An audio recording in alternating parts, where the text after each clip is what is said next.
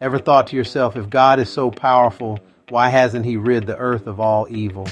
This video answers that question.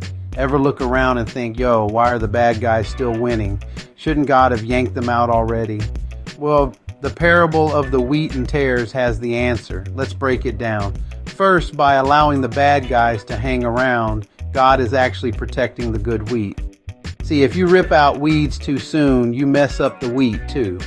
God lets both grow side by side because he's protecting his people. Sometimes that shady boss at your job is still there because a handful of God's kids are getting a paycheck there. Same vibe as when God told Abraham he would spare Sodom if he could find as few as 10 righteous people living there. Now that's what mercy does. That's the way God moves. Okay, time for a plot twist, aka repentance. You see, God isn't stalling. He's giving people space to flip the script. Peter said it best, with God, 1,000 years is like a day. He's not dragging his feet. He's patient. Why?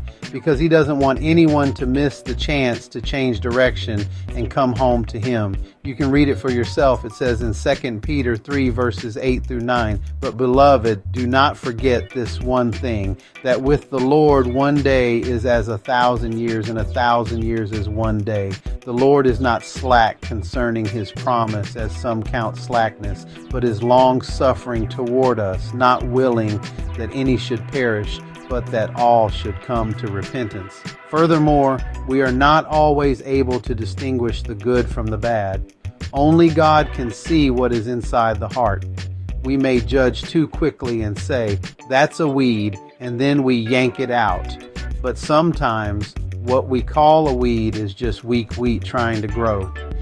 And sometimes we hype up what looks like wheat, but it's actually just a dressed up weed.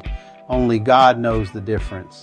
That's why God says, let them grow together, and in the end, he will separate the good from the bad. That's why he handles the final call, the big picture. This parable reminds us the world's a mix. Good and evil run side by side.